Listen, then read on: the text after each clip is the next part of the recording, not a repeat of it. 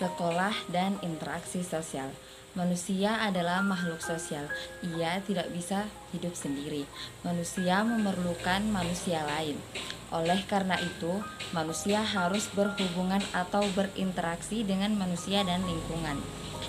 Interaksi sosial adalah hubungan sosial yang dinamis, berupa hubungan antara individu yang satu dengan individu lainnya, antara kelompok yang satu dengan kelompok lainnya, maupun antara kelompok dengan individu. Interaksi sosial di masyarakat didasarkan dalam berbagai faktor, yaitu yang pertama, faktor imitasi, menunjukkan pada sifat dan sikap manusia yang mudah meniru dan berperilaku sama dengan orang yang ditiru. Yang kedua, faktor sugesti, merupakan yang ditujukan pada seseorang dalam memberikan pandangan-pandangannya atau kemampuannya kepada orang lain yang kemudian diterima tanpa mempertimbangkan baik dan buruknya. Yang ketiga, identifikasi, sebenarnya menuju pada sifat dan perilaku seseorang untuk mengidentifikasi dirinya dengan orang lain. Yang keempat, proses simpati, merupakan sikap dan perasaan yang mendalam pada seseorang. Syarat-syarat interaksi sosial. Interaksi sosial tidak dapat terjadi apabila tidak memenuhi dua syarat ini. Yang pertama, kontak sosial adalah sebuah cara yang dilakukan seseorang dalam proses interaksi sosial. Kontak artinya sama-sama menyentuh. Tetapi dalam interaksi sosial, kontak tidak selalu terjadi interaksi atau hubungan fisik, karena orang bisa berbicara melalui telepon, ponsel, ataupun surat.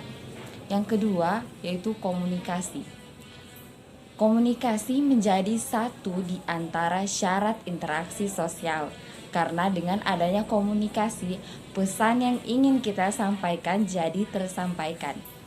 Secara harfiah, komunikasi adalah kegiatan saling menafsirkan perilaku, gerakan fisik, pembicaraan atau sikap, dan perasaan-perasaan yang tersampaikan.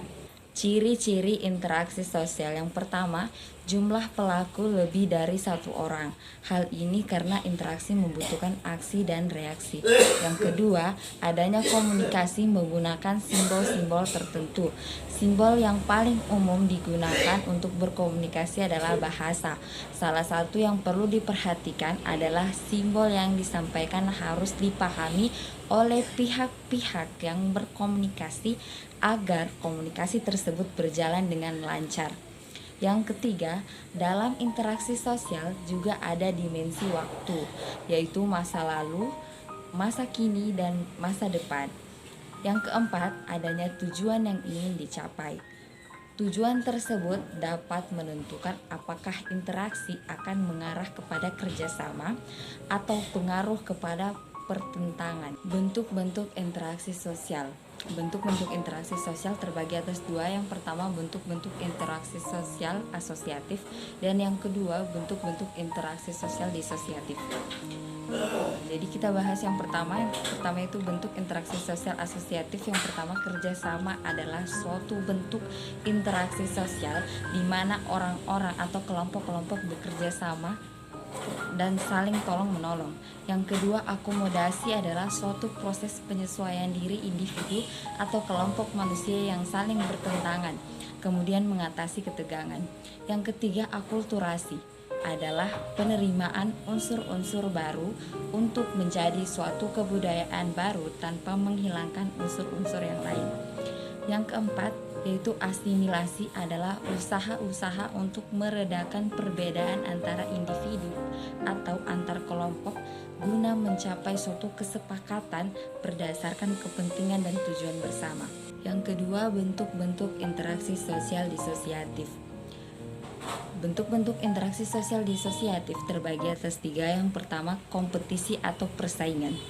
Kompetisi atau persaingan adalah bentuk interaksi sosial disosiatif di mana orang-orang atau kelompok-kelompok berlomba meraih tujuan yang sama. Yang kedua, kontravensi adalah bentuk interaksi sosial disosiatif berupa sikap menentang dengan tersembunyi agar tidak adanya perselisihan atau konflik terbuka. Dan yang ketiga, konflik sosial atau pertikaian, yakni bentuk interaksi sosial disosiatif yang terjadi karena perbedaan paham dan kepentingan antar individu atau kelompok.